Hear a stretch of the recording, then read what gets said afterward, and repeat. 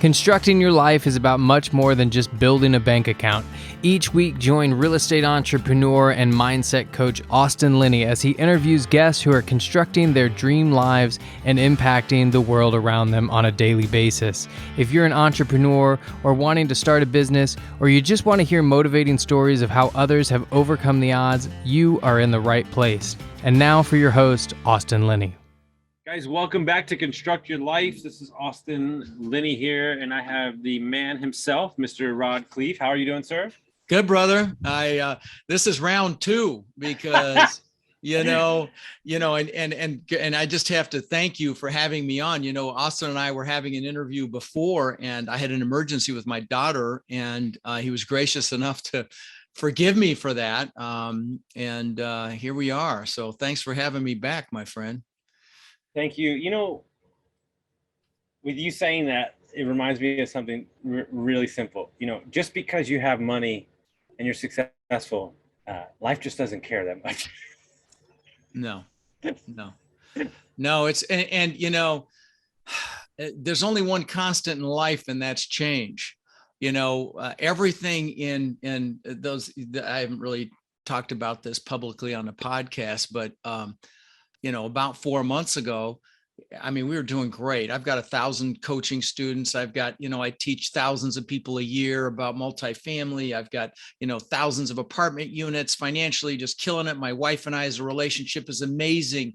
And my daughter comes to me crying and saying inconsolably that she's got leukemia in 95% of her bone marrow. So on the drop of a dime, life can change. And that's the only constant. Now, as I was just telling Austin, we're blessed that it looks like the leukemia is in remission. She's still got some more chemo, but it's crazy. Life is crazy, and you got to kind of roll and duck and weave. And if I'm allowed to tell a little bit more of my story, you'll see that I've ducked and weaved a lot. So you're welcome to take the road wherever you want to take it. All right. Well, let me tell you a little about my story, because I think it'll add some value. I immigrated to this country when I was 6 years old with my brother Albert, my mother's Vansha. I was born in the Netherlands, in Holland. Wooden shoes, windmills, great cheese, and we came across on a big boat. Actually, I remember my one memory of that is my mom crying when she saw the Statue of Liberty. True story. I was 6 years old. We ended up in Denver, Colorado, and we didn't have much. In fact, I remember eating expired food. We went to an expired food store. We drank powdered milk with our cereal in the morning, which I can promise you is not as good as it sounds. And, I wore clothes from the Goodwill and the Salvation Army all the way through junior high school until I got a job at Burger King when I was 14, because I lied about my age because I was tall, so I could buy my own clothes and then ultimately buy a car. And, and I'm sure, Austin, you've got listeners that, may have had it harder than we did, or even have it harder now. But I knew I wanted more. And luckily, my mom had an incredible work ethic. So she babysat kids so we'd have enough money to eat. And with her babysitting money, she was a bit of an entrepreneur.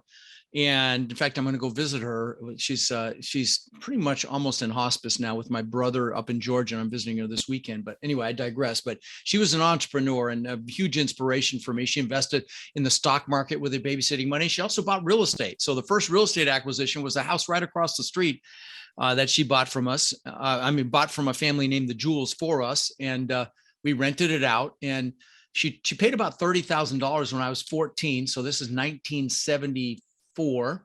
When I was 17, she told me she'd made $20,000 in her sleep. I'm like, what? You didn't do anything and you made $20,000? Screw college, Mom. I'm getting into real estate. So I went out and got my real estate broker's license. I wasn't just an agent. I was a broker. I could have my own office. You could do that with education back then, but I was a broker right when I turned 18. Now they got smart. You need some experience to be a broker, but I was going to be rich selling real estate. Well, my first year in real estate, I made about 8 to 10 grand. Again, this is 44 years ago. Second year, maybe 10 to 12 grand. But my third year, I made over $100,000, which back in 1980 was pretty decent change. So what happened between year 2 and year 3 that caused me to 10x my income? Well, what happened was I met a guy. I was actually dating his daughter. And he taught me about the importance of mindset and psychology, and how really 80 to 90% of your success in anything is just that, your mindset, psychology.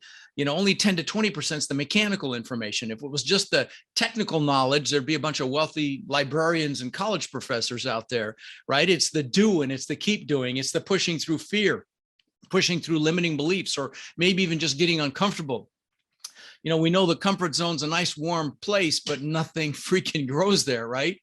And so anyway, fast forward to today, I've owned a couple thousand houses that I've rented long-term. I've owned thousands and still own thousands of apartment units. In 2006, my net worth went up $17 million while I slept.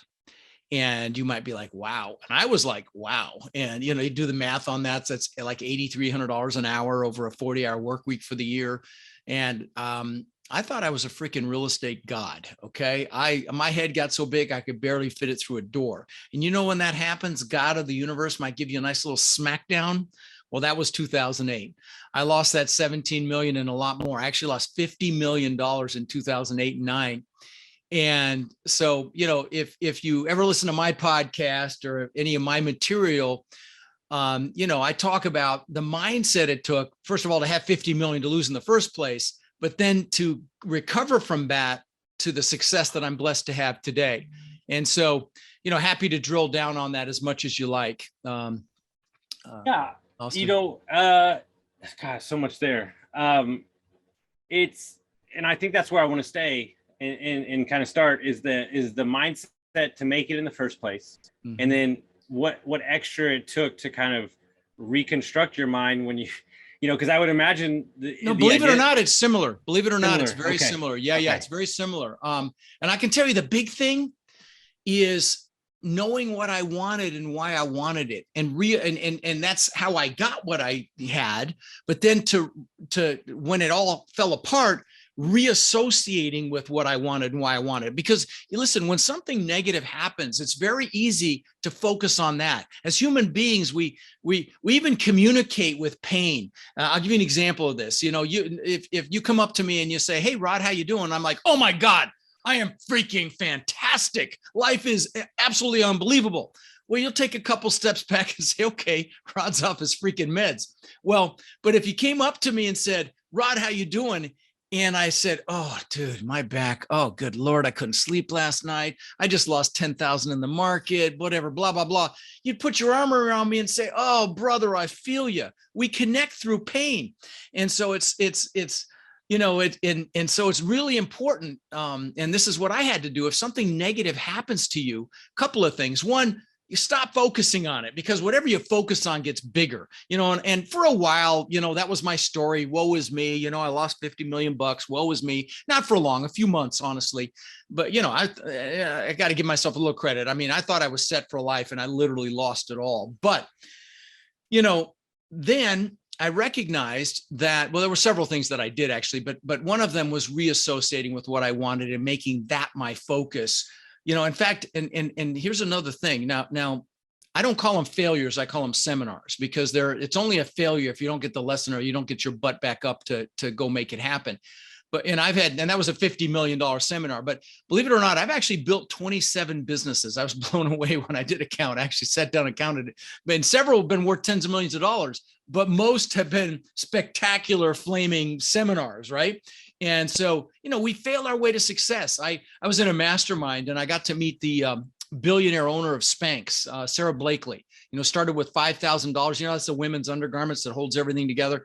Anyway, she started with 5,000 and I think she just sold it for several billion bucks. But she told me that her dad used to ask her and her brother on about a weekly basis, "What have you failed at this week?" And I thought, what an awesome freaking question to ask your kids so they don't fear failure. Yeah. So anyway, one of the big things was reassociating with what I wanted and why I wanted it. And in fact, if you ever come to one of my boot camps, I think my next one's in the end of July in Denver, and I'll give your peeps a hell of a deal if they want to come, if you want to learn multifamily. But the first thing we do is a goal setting workshop on steroids, because how do you get anything if you don't know what the heck it is? You need to know what it is you want with clarity, because what you have to do is you have to create what Napoleon Hill in his book Think and Grow Rich calls a burning desire. You got to want it, because it's that burning desire that gets you to push through the fear, push through the limiting beliefs. Like, when I was going through school, I got picked on a lot. I didn't speak English, and my mom thought it'd be a great idea to send me to school in wooden shoes for show and tell, and those leather shorts the Germans wear for Oktoberfest. So they call them lederhosen, those shorts.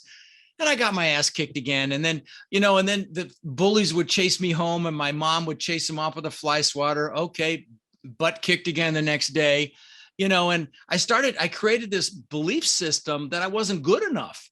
And, and a lot of people have these negative, these limiting beliefs. I'm not old enough. I'm not young enough. I'm not strong enough. I'm not smart enough. I'm not analytical enough, whatever. And there's a reason the acronym for belief systems is BS, because 99.9% of them are BS.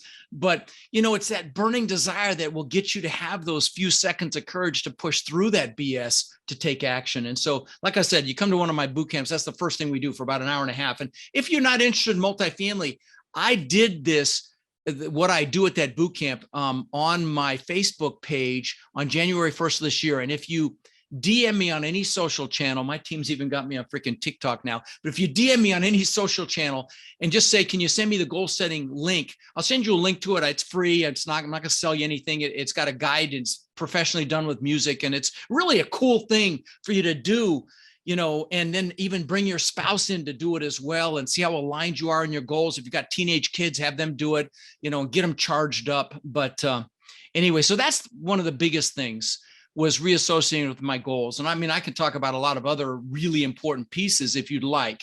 Yeah, or I could describe that goal setting workshop if you'd like as well. Yeah, that'd be great. I think the question first is like, what when you said you had to reassociate with your goals, what was the goal? What was the burning desire? Well, I had material goals, the stupid shit like the Lamborghinis and the Rolls Royces and all this stuff that I got, but that I thought was important at one time. It's not important to me anymore. But let me drill down on my goal setting workshop, because I think it'll help answer your question as well. Okay. So here's what I want you to do, guys. If you're listening, if you have the ability to take some notes, it'll be really helpful. But again, if you DM me on any social channel, I'm on Facebook, Instagram, LinkedIn, Twitter, you name it, TikTok. I couldn't spell TikTok 90 days ago. Now I've got videos on there that have had 700,000 views, just mind blowing. But anyway, DM me and I'll get you that link to the goal setting. But here's the process if you don't want to do that even. So pick an hour when you have a lot of energy. Make sure you're well hydrated, and don't do it right after a meal. And sit down and write down everything you could ever possibly want in life. All the stuff, the houses, the cars, the jets, the boat sheets, the whatever it is, and take the lid off your brain. If you want a jet, if you want a yacht, a private island, just write it down. It starts the process. Okay. And, but all the stuff, the places that where you want to place, maybe a second home, a new home, the jewelry, the clothing, everything, all the stuff. And there's nothing wrong with stuff. Okay. You were meant to get stuff and share it with other people. It's a beautiful thing when you have the ability to share your stuff with other people. But, also write down how much cash flow you want from your investments, say in 3 years, and then again in 10 years. Write down how much money you want in the bank, say in 3 years and 10 years. Write down, right. Also, when you run out of stuff, write down all the things you want to do in this lifetime. Maybe you want to write a book, or places you want to visit, all the stuff. I've got a friend that's climbing every mountain over 14,000 feet in the entire world, so stuff like that. I jumped out of a perfectly good airplane a few years ago. I'll never freaking do it again, but it's off the list. That was a big fear of mine, heights. But, all the stuff you want to do as well, and things you want to do. And then also write down what you want to learn in this. So it's not just the stuff, it's everything you want to do, be, or have. I'm going to tell you what's sad, Austin, is people spend more time planning a birthday party than they do designing their lives. This is designing your life. Okay. And here's the thing, just the simple act of writing the goals down triggers something in your brain called your reticular activating system. And what that is it's this subconscious filter that your brain points you in the direction of what it thinks you're interested in. Okay. It filters things out and points you in the direction of what you're interested in. And the greatest example of this is when you first buy a car. You never really noticed them. You buy it and then you see them everywhere. Were they there before? Of course they were. And it's the same thing with your goals. And if you write your goals down, you reassociate with them regularly, your brain will point you in the direction of things that'll help you achieve those goals. So write down all the things you want, all the things you want to do. Also write down everything you want to learn. You want to learn a foreign language, write that down. You want to learn a skill, write that down. If you want to learn multifamily, for God's sakes, come see me. In fact, let me just mention that. I've got a boot camp July 29th, 30th, and 31st in Denver. If you text the word Rod to 72345, you can come for $197. And I don't sell any. It's not a sales pitch. It's total training for 3 full days. It's truly a duh if you're interested in real estate. If not, it's cool, but I wanted to mention that. And I'll do that for your peeps. Just text Rod to 72345. If the price has gone up, DM me and I'll give you a code to get in for the 197, because ultimately it'll be about $600 or $700. But you can come from 197 if you're a peep of Austin's here. Okay, now, so everything you want to learn. Lastly, write down everyone you want to help, okay? And the things, we will do more for others than we'll ever do for ourselves. And again, this is the fuel to get you to take action. So write down who you want to help. Like for me, I bought my parents a house here in Florida when my dad was alive. I bought him a car, took him on cruises. So who do you want to do things for? Use that, okay?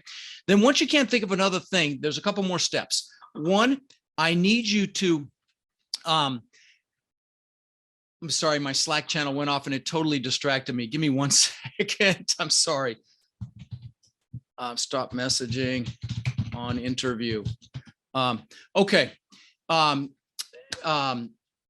about that. I need to learn how to put the do not disturb on there. I can't even spell the word technology, so it's embarrassing. But anyway, so once you've got all your goals written down, write down how many years it's going to take you to achieve every one of those goals. That makes it real. Put a number by each goal. Put a 1, a 3, a 5, even a 10 or a 20, recognizing that it's human nature to overestimate what we can do in a year, and then massively underestimate what we can do in 5, 10, or 20 years. Okay. And I'll give you an example of this. And when I was 18, I knew I wanted to live on the beach, and there's no beach in Denver, and I would visualize, the palm trees and the surf and the sand and the waves. And 20 years later, I built this $8 million, mansion on the beach. On the beach on one side, I had my boats on the backside. And I'm not saying that to brag. I'm just telling you that, to take the lid off your brain, because that starts the process. And that, honestly, that was unthinkable when I was 18. Yeah, I wanted it. I dreamt about it, so on and so forth. But I didn't really believe it when I was young. But then I knew I was going to make it happen ultimately. And that's really important as well. But anyway, so put a time limit on each goal. Then there's the next thing I want you to do is pick your number one goal. I mean, that goal, when you get it, you're like, oh my God, you've arrived when you achieve that goal. Pick that goal, put it on another piece of paper. And if there's 2 or 3 equally exciting, just pick one. It won't matter for what we're going to do next. Then I want you to pick your top 3 one-year goals. So you're putting your number one goal and your top 3 one-year goals on a separate sheet of paper. Leave some room in between them. And I will tell you, at this point, you're ahead of 99.9% of the people on the freaking planet that do a New Year's resolution that's forgotten by February, right? But there's one more step. I need you to write down underneath each one of those goals why it's an absolute freaking must for you to achieve it. Okay. It's the why that's going to drive you. And it's the why that drove me to have the 50 million that I lost, and to get back to the success that I have today. It was the why. And so, write down why it's an absolute must for you to achieve it, and use emotionally charged words. Words are very powerful, like amazing, beautiful, incredible. So you might say, so I can show my kids what incredible abundance looks like, or success looks like. So I can show my wife what it means to have a life of complete freedom. So we can have the unbelievable freedom to do whatever we want, whenever we want, wherever we want, bring whoever we want, whatever is going to juice you, write that down. And once you've got some positive reasons why you have to achieve those goals, I mean, they're a must, not a should, they're an absolute must, then put one little twist in there. Put some pain in there if you don't achieve them, and make it freaking hurt.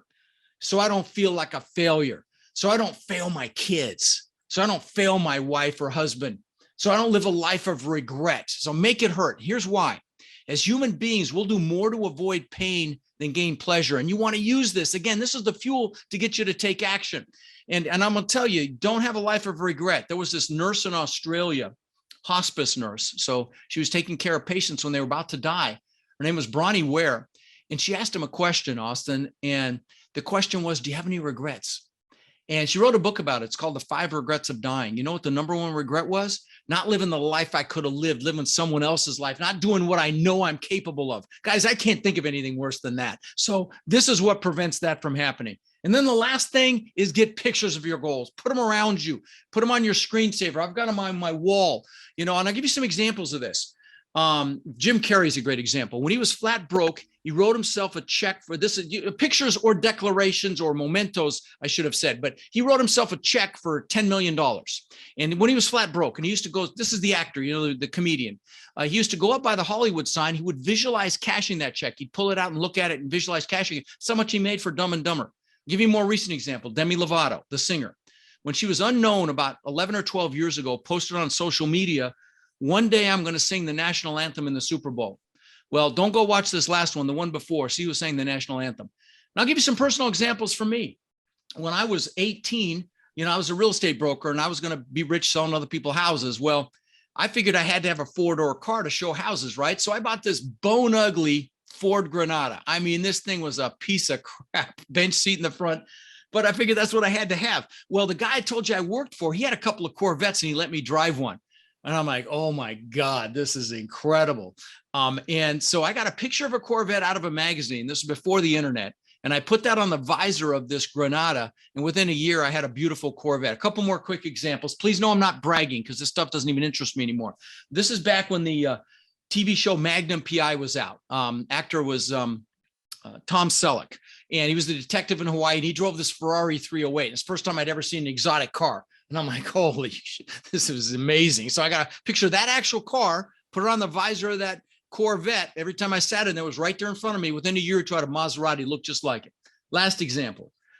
I'm the guy that always wanted a Lamborghini. I talked about this earlier. And I had posters in my bedroom growing up. And my son actually collected models of exotic cars. He had about 30 or 40. In fact, they're in my attic here, my compound. And he had a model of the exact same color and style Lamborghini that I ended up getting, which I wrecked. But anyway, so get the pictures, put them around. In fact, I'll show you something. Do you put these on YouTube? Yeah. So this is my planner. Okay. It's on today. Okay. In the back of this thing. And you guys that are listening on iTunes can't see this. Sorry, guys. Yeah. I've got pictures of that I've had in here for over 20 years. Okay. Over 20 years. Now, the first pictures are my gratitude pictures. These are pictures of my kids when they were very young. Guys, why? Because everything you bring into your life, you bring in with gratitude. It starts there. It's the most important emotion we have available to us. So these are pictures of my kids when they're young. My kids are 30 and 26 now. The daughter I was telling you about, she's 30.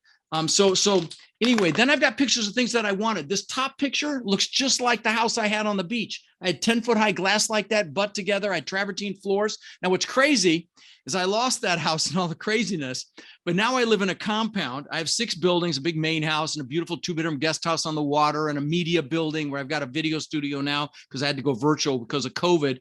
And if you look at these bottom pictures, you guys can't see it, but Austin can. You see those white walls in those 2 bottom pictures, Austin? Those white concrete walls? That's a picture of my backyard. Look behind me. You can see that. You can see the white wall. Isn't that crazy? And I mean, this is before I ever built any of this. And by the way, because God's got a sense of humor, I can see my old house that I lost right across the bay. It's literally right out my backyard. It's really funny. But then I've got, stupid shit like watches. I got a few $100,000 worth of watches. That's still kind of a vice of mine. I'll be honest there. There's a Lamborghini before I ever got it. Mm-hmm. The Rolls, the Bentley, all this stuff that I got because I had pictures. So again, you may not have any interest in this stuff if you're listening to this, but replace that with the stuff you want. Pictures work, guys. I'm just telling you. Anyway, drop the mic. Sorry, that took a little longer than I anticipated. No, but it's perfectly because you're calling it into yourself. You're it's very simple.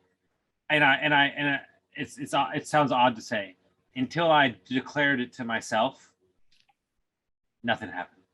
Until I literally said it out loud in the car, I know exactly where the fuck I was. Mm-hmm. Until I called it out, nothing happened. That's right. That's absolutely right. You've got to declare it to the world. And I would tell you, be very, very careful who you declare it to, because especially when it's just a dream, because it's a fragile thread when it's a dream, and that thread can be broken. So be very, very careful that you surround yourself with people that empower you and lift you up. Like my students, my warriors, they're called.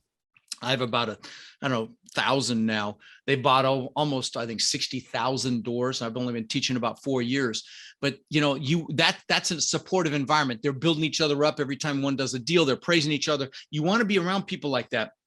be very careful, because there are a lot of people, because of their fears or their jealousy, or they're afraid that you're leaving them behind and it'll make them feel bad about themselves. They will negate your dreams if you're not careful. And I hate to say it, but sometimes they're family.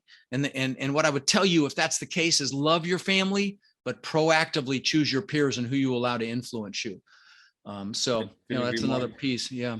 So what is your advice to anybody out there that's, I've heard of different from a million different people, you have to start in single family, you have to do this, when somebody asks you that question, where do you tell people to start? No, you don't have to start in single family. And I did. And frankly, most people do. And here's why.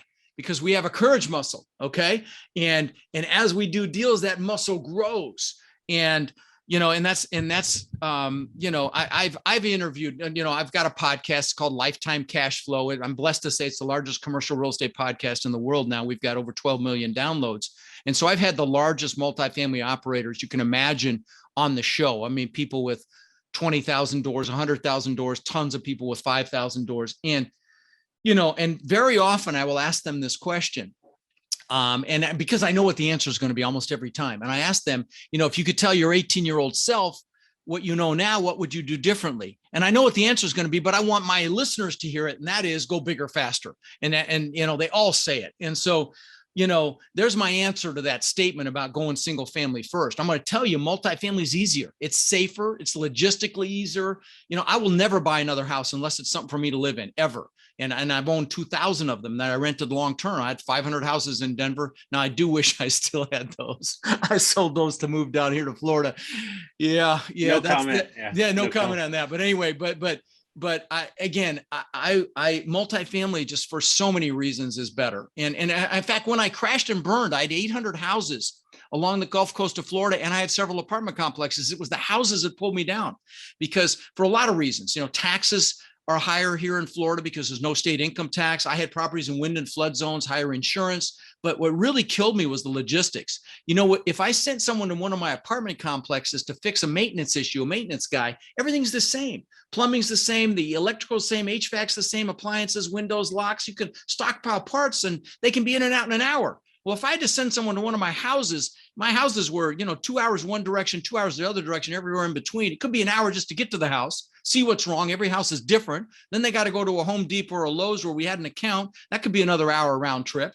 And I don't know about you, Austin, but when my happy ass goes to fix something in this house, I invariably end up going back to Lowe's more than once. And so, and these maintenance guys are no different. And that's what killed me. That was a big piece. And the second big piece was, I didn't pay attention to demographics. A lot of my renters were jobbers. They were contractors, plumbers, electricians, drywallers, painters, roofers. And that fell off a freaking cliff in 08 and 09. They didn't have any work.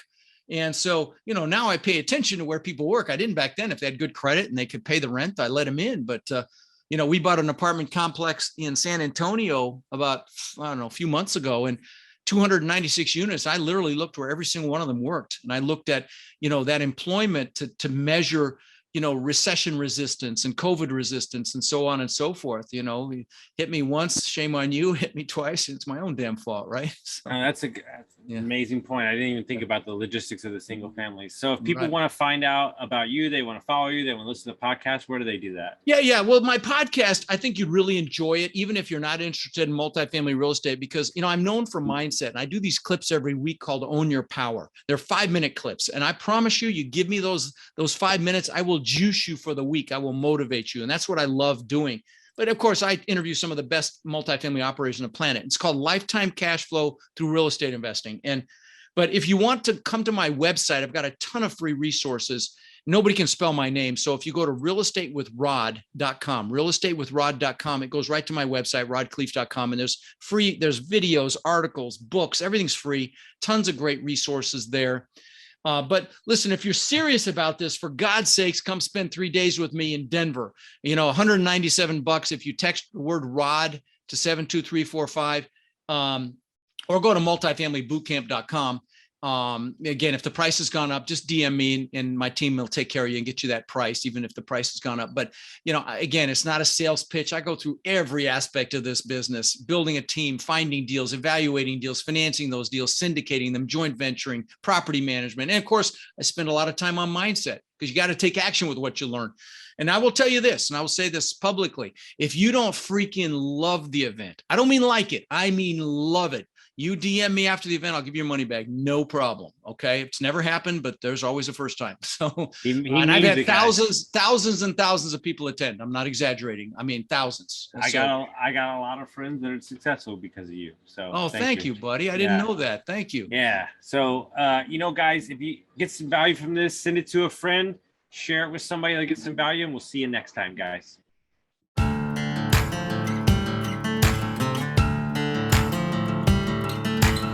Thank you for listening to Construct Your Life with Austin Linney. If you enjoyed this episode, be sure to rate, review, subscribe, and pay it forward by sharing with a friend.